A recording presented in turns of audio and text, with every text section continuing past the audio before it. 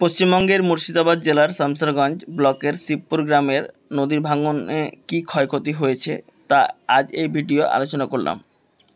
এর আগে নিশ্চয়ই আপনারা পাশের গ্রামগুলি শিবনগর, কামালপুর, ধুসরিপাড়া, ধানগড়া নদী ভাঙনের কী অবস্থা রয়েছে তা আপনারা আপডেট পেয়েছেন। আজকে ধানগড়ার পাশের গ্রামটি অর্থাৎ শিবপুর গ্রামের ভিডিও তুলে ধরলাম। প্রায় একই অবস্থা এই গ্রামটিরও। এখানে 100টি পরিবার এখান থেকে পলায়ন করেছে। কিছু পরিবারের বাড়ি নদীতে তলিয়ে গেছে, আর বাকিটা বাড়ি ছেড়ে চলে গেছে।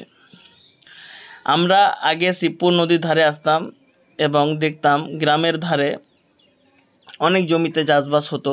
প্রায় 50 বিঘা বা তার চেয়েও বেশি জমি নদীতে তলিয়ে গেছে। এখানে সেই দৃশ্য আগের মতো নেই, একেবারে অন্যরকম।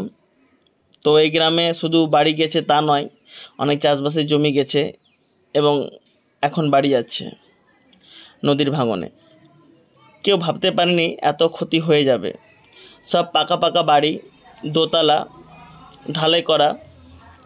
সত্যি যাদের বাড়ি গেছে তাদের যে কষ্ট তা আমরা অনুভব করতে পারবো না। নদীর তীরবর্তী গ্রামের সব একই অবস্থা। কবে যে এই গঙ্গা ভাঙন থামবে, আদৌ থামবে কি না? নদীর জল দিনের পর দিন বেড়েই চলেছে। এই বছর কতটা যে ক্ষয়ক্ষতি হবে কেউ সেটা বলতে পারবে না। গ্রামের লোক খুব চিন্তিত। ফরাক্কা ব্যারেজের গেট খোলায় পুরো জলের স্রোতের ধাক্কা এই গ্রামগুলিতে।